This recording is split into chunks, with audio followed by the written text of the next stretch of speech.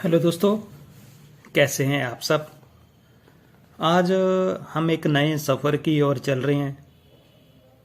ये सफ़र एक बहुत ही सुहावना और खूबसूरत है। अगर मैं इसके बारे में आपको बताना चाहूँ, ये इसके पास इतनी बड़ी नदी है जो पूरा ही पानी इसके ऊपर डिपेंड करता है। और इसके बारे में अगर मैं और कुछ इसके डिटेल में जानना चाहूँ, यहाँ पे लोग अगर किसी के घर में जाते हैं तो वो डोर बेल नहीं बजाते हैं और दोनों हाथों से उसका डोर खड़खड़ाते हैं। एक हाथ से नहीं, दोनों हाथों से। ये यहाँ का एक बड़ा पब्लिक का नियम है। कहते हैं कि फसल तो हर कोई देश करता है, ये पुदीना बहुत ज़्यादा पैदा करता है। यहाँ पुदीने की फसल बहुत ही ज़्यादा होती है। चलो, मैं आपको पूरी डिटेल की ओर लेके जा रहा हूँ। चलिए मेरे साथ, हो जाइए तैयार। हम चलते हैं एक नए रोमांचक सफ़र की ओर।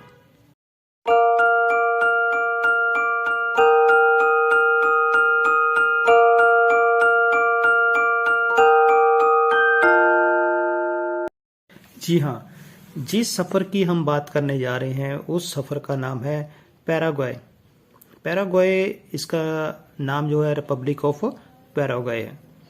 जो पैराग्वे को गणराज्य मध्य दक्षिणी अमेरिका में एक सतल रुदल देश भी कहते हैं।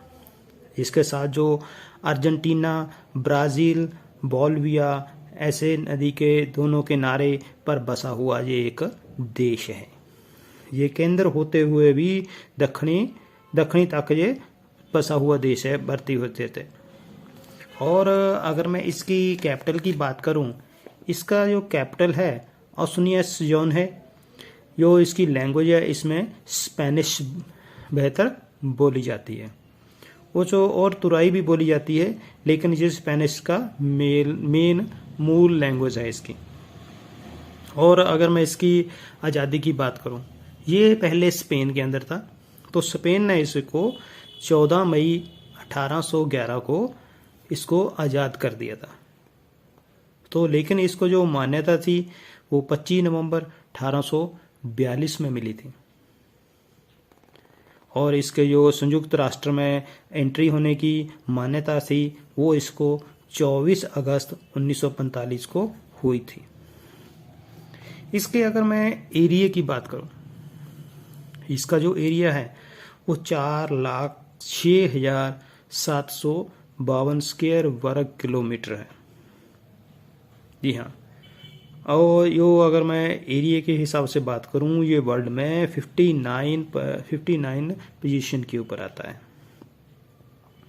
और इसकी जो पॉपुलेशन तकरीबन 70,53,384 है। जो वर्ल्ड की 2018 की गणना के मुताबिक हिंदुस्तान से लगभग 103 से तीसरे स्थान पे आता है। इसका जो डायलिंग कोड आता है तो वो है +595 है। यहाँ पे जो लोग हैं बहुत ही पढ़े लिखे हैं, जो लिटरेचर पॉइंट भी बहुत अच्छा है। और अगर मैं यहाँ के लोगों की बात करूँ, इसके लोग जो कैथोलिक हैं।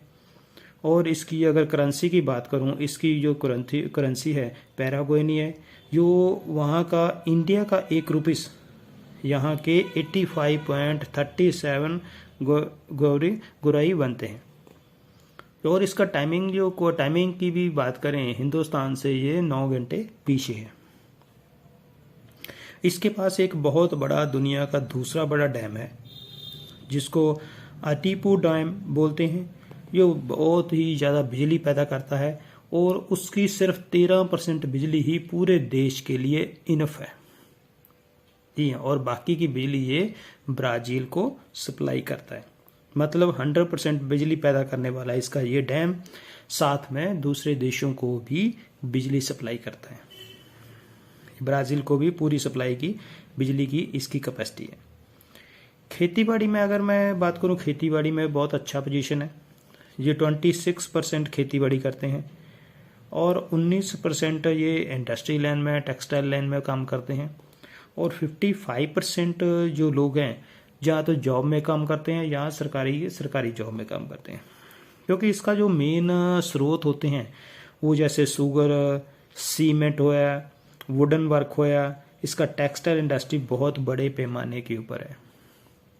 कपड़े की मिलों का बहुत बड़ा बड़ा इसका अपना वजूद है, जो पूरे वर्ल्ड में सप्लाई भी करता है, मतलब एक्सपोर्ट भी करता है जी।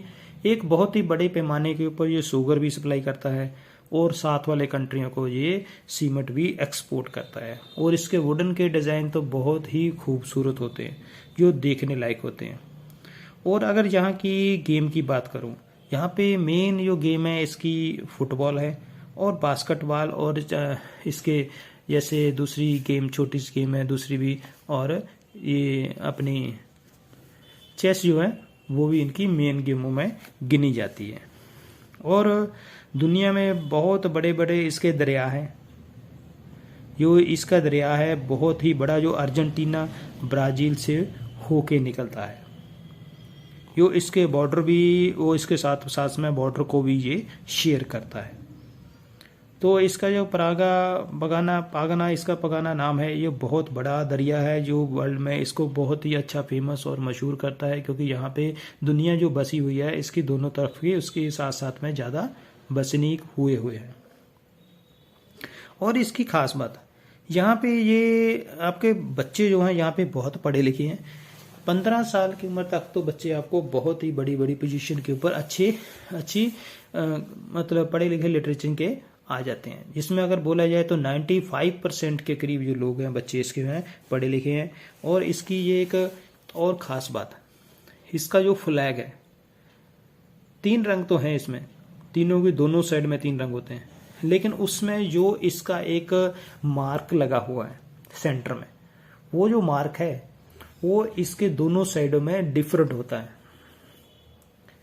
कैसे? क्योंकि एक साइड में जो मार्क उसका लगता है वो मिलिट्री का, मतलब इसके सिविलियन का होता है, और दूसरा जो होता है इसके पास जो कलर होता है जो शांति के प्रतीक के लिए माना जाता है। और ये एक इसकी खासियत है इस फ्लैग की, जो दुनिया से ये डिफरेंट करता है।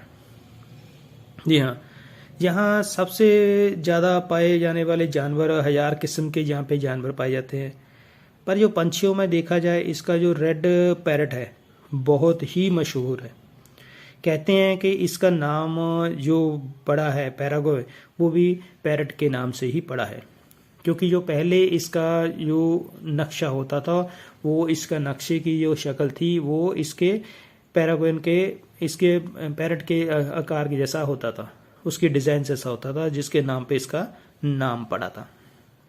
जी हाँ, तभी इसी के नाम से जाना जाता है। और यहाँ पे रेड पैरट तो बहुत ही मशहूर है, और ये पंछी बहुत ही आम पाया जाता है वहाँ पे, और बहुत ही खूबसूरत है और देखने लायक है।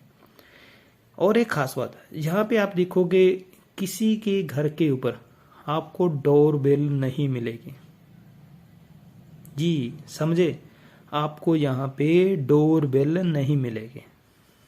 डोर बेल का मतलब, अगर आप किसी के घर में किसी को मिलने के लिए जा रहे हो तो वहाँ पे आपको डोर बेल लगाने की ज़रूरत नहीं होती, और यहाँ पे ज़रूरी भी नहीं है।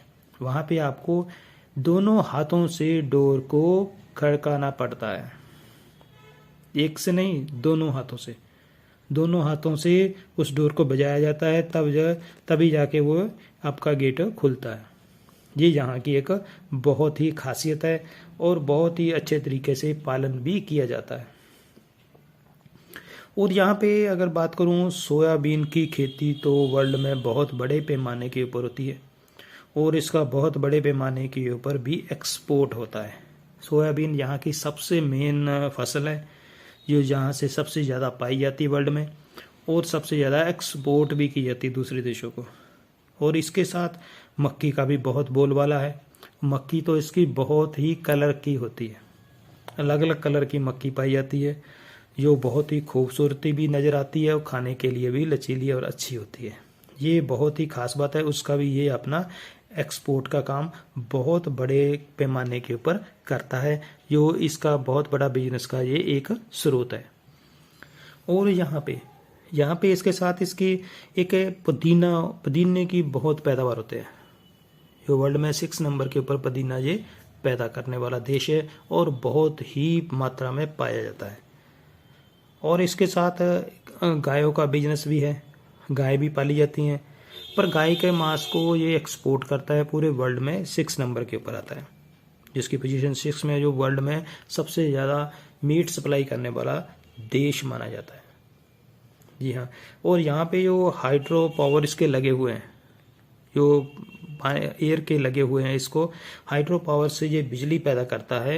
ये इसका सबसे बड़ा डैम बना हुआ है, जिसकी वजह से ये बिजली पैदा करता है और ये अपने देश की खपत को पूरा करने के बाद भी दूसरे देशों को सप्लाई करता है, क्योंकि इतनी बिजली पैदा होती है कि दूसरे देशों को सप्लाई भी करता है। जी हाँ, इसके पास 13% इसकी अपनी बिजली खपत होती है और बाकी की बिजली ये ब्राज़ील को बेच देता है। और यहाँ की लड़कियाँ बहुत खूबसूरत होती हैं और बहुत ही देखने लायक हैं, क्योंकि इनके पास जो वेस्टर्न कल्चर है वो स्पेन से है। जैसे स्पेन में ओपन माइंडेड है, यहाँ पे भी लड़कियाँ सेम ओपन माइंडेड होती हैं। जैसे वो सारा कल्चर ही उसी के ऊपर ही डिपेंड करता है। तो ये इसको अगर देखा जाए तो इसको हार्ट ऑफ अमेरिका भी कहते हैं। ये बहुत ही मॉडर्न ज़माने की लड़कियां हैं, बहुत ही खूबसूरत होती हैं और मॉडलिंग भी करती हैं। यहाँ पे अगर मैं बात करूँ, बेरोजगारी तो थोड़ी है, यानी थोड़ी की मतलब मान सकते 4 से 5 लोग 100 बंदों के मगर बेरोजगार हैं, क्योंकि इसके पास कई कुछ लोग ऐसे हैं जो काम करना ही नहीं चाहते और कुछ के पास बहुत बड़े पैमाने के ऊपर काम है, तो जिसकी वजह से ये थोड़ी सी बेरोजगारी के ऊपर थोड़ा सा इसको अपना ध्यान देना पड़ता है। क्योंकि यहाँ पे बहुत सारे लोग हैं जो बहुत अच्छे तरीके से काम करते हैं, बहुत अच्छे तरीके से अपना बिजनेस करते हैं, लेकिन कुछ लोग बिल्कुल ही काम नहीं करते, इसलिए गरीबी दर जो यहाँ पे है थोड़ी सी इस लाइन के ऊपर आ जाती है। कोई ज़्यादा बड़ी नहीं है लेकिन फिर भी आ जाती है। और ये घूमने लायक तो एरिया बहुत अच्छा है और घूमने लायक है, देखने लायक है। अगर आप जाना चाहते हो तो जहाँ से सीधा बाय इथोपियन एयरलाइन या इंग्लैंड की वाया से आपको ही जाना पड़ेगा, क्योंकि इसकी जो फ़्लाइट है बहुत लंबी है और डायरेक्ट फ़्लाइट नहीं होती। और वीज़ा भी आपको नॉर्मल, आपको यहाँ पे ट्रांजिट होना है तो आपको वीज़ा मिल जाता है। अगर इंग्लैंड के थ्रू जाते हो तो आपको इंग्लैंड का वीज़ा पहले लेना पड़ता है, बाद में इसका मिलेगा। अगर इंग्लैंड वीज़ा नहीं देगा तो आपको ट्रांजिट वीज़ा, इंग्लैंड नहीं देगा तो आपको ये वीज़ा नहीं मिलेगा, इसकी वीज़े की वैल्यू नहीं। आपको ज़्यादातर लोग इथोपिया से जाना चाहेंगे, क्योंकि इथोपिया का जो वीज़ा है वो ऑन अराइवल वीज़ा हो जाता है, जिसकी वजह से लोगों को आसानी हो जाती है और लंबे सफ़र का भी पैगाम इसका पूरा हो जाता है। और ये कैसी लगी जानकारी, आप प्लीज़ मेरे को कमेंट करना मत भूलें और बेल आइकन को ज़रूर दबा देना, ताकि जो आने वाली वीडियो आपको पहले मिल सके। और जिन्होंने सब्सक्राइब नहीं किया प्लीज़ चैनल को सब्सक्राइब कर दीजिए। इसी के साथ मैं आपका बहुत बहुत धन्यवाद करता हूँ। आप सभी का धन्यवाद।